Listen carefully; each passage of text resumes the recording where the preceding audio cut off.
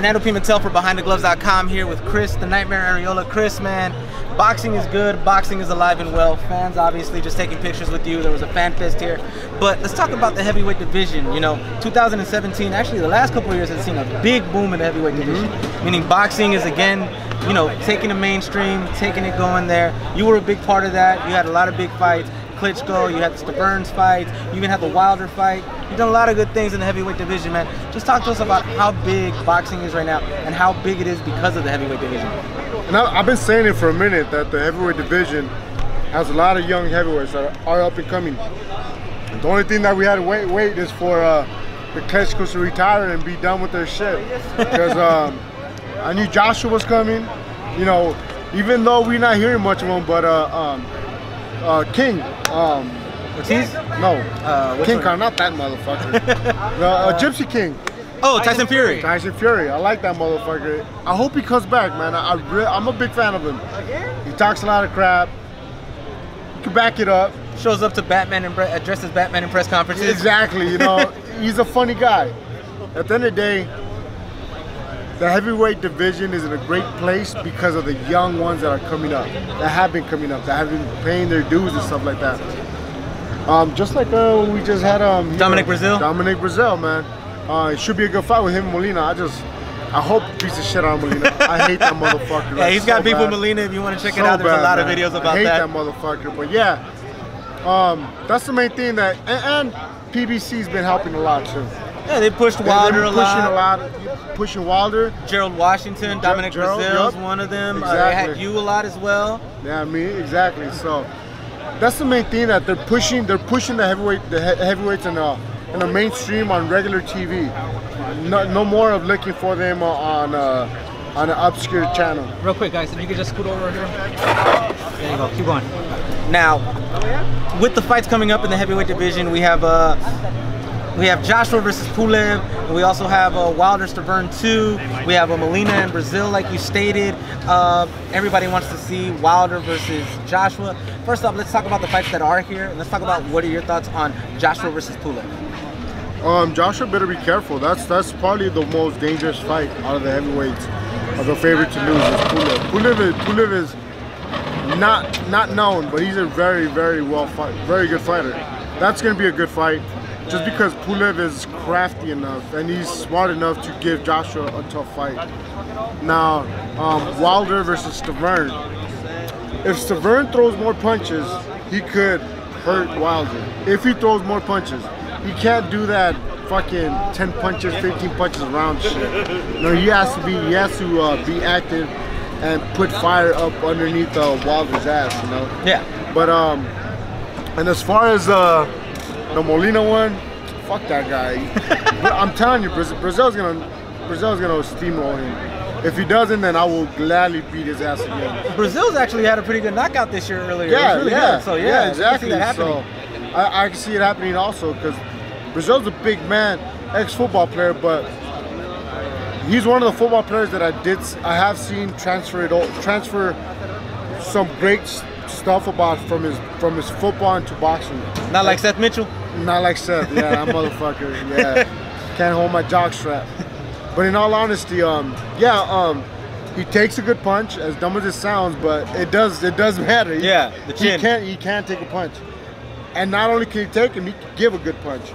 As we've seen, like you were just mentioning, a great knockout of the year. And that's why I'm gonna favor him over Molina. Now, obviously, give us your thoughts on this whole Luis Ortiz situation. It's, I think, what, the second or third time that he's failed a test and everything, and he's getting dropped out of the rankings. He was supposed to be fighting Wilder, and now we got the Stavern rematch. Just your thoughts on Ortiz and the fact that he just keeps failing. Every time you take a test, every time, there's a guy right there, and if you need a translator, they will send a translator over there to do everything. That being said, man, one of the things they ask you is, are you taking any medicine, any medication, anything, aspirin, whatever it is, are you taking anything? Shit, every time I'm sick and I have to do it, I'll tell me Sudafed, whatever it is, because I don't want to get popped for something stupid. Yeah. That being said, he should have said it. He should have said it. He should have said that I have blood pressure medication. Motherfucker, not after you test positive, so yeah. that's a whole big. That's a no-no? Yeah, that's a no-no. Now, let's say Joshua and Wilder pull it off. Obviously, the big heavyweight fight would be that match right there. A lot of people are saying that maybe Joshua should come to the States before he fights Wilder, get a couple fights here. That way the American public could get to know him. A lot of people are saying that Wilder should go to the UK because over there, Joshua's selling out. He sold out 70,000 versus Pulev so far, close to 90,000 versus Klitschko. What are your thoughts, and what would you, if you were to like promote this fight, how would you do it? Who would go where, and where would you have it? Go where the money's at. Go where the money's at? UK? They'll sell out at Wembley, 100,000 people, easy. Easy. Out here, they ain't gonna sell out, nothing like that. Even, it will take at least a year or two before Joshua gets a fan base out in the United States. Honestly, because we are gonna see him like, who the fuck is this fucking Mr. Belvedere talking guy? You know what I mean? Yeah. We ain't gonna like him. People that don't know boxing ain't gonna like him.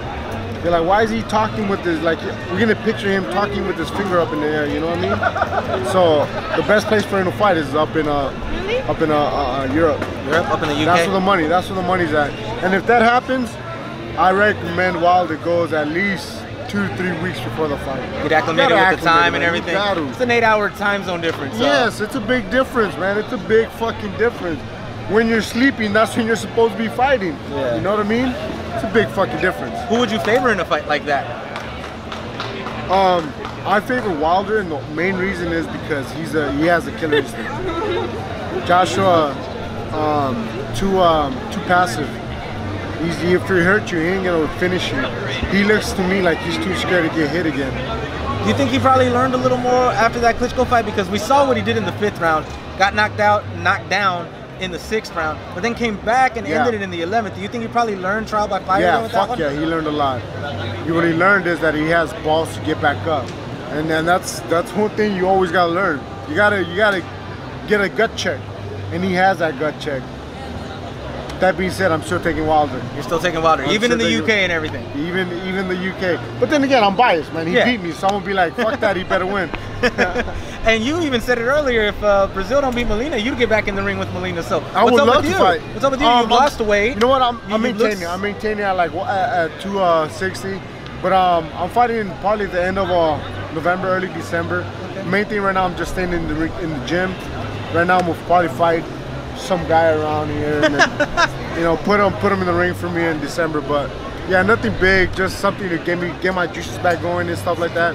But next year's the year that I really got to make a run for it. My last run, and if this shit don't happen, 1 loss and I'm out. One and done, basically, 1 and done. Now let the fans know where they can follow you, social media, get to know more about you. Chris Arreola, that's it. Chris Arreola on Instagram, man. Plain and simple. I don't do all that social shit. I hate Twitter. So yeah, just Instagram, man. Obviously one of the most entertaining, vocal heavyweights. If you haven't seen anything, go on YouTube, check it out. Trust me, he has a lot of good fights. Check out the Seth Mitchell one on Fantasy Springs. What, 1 or 2 rounds? 1 round. 1 round. Did really good. Like I said, if you heard this, you know he could talk. So just continue to follow him, get to know more about him. Chris the Nightmare Arreola, Fernando Pimentel for BehindTheGloves.com saying we'll see you at the fights. Michelle Joy Phelps, and if you haven't already subscribed to my YouTube channel, make sure you go ahead and do so by clicking right here.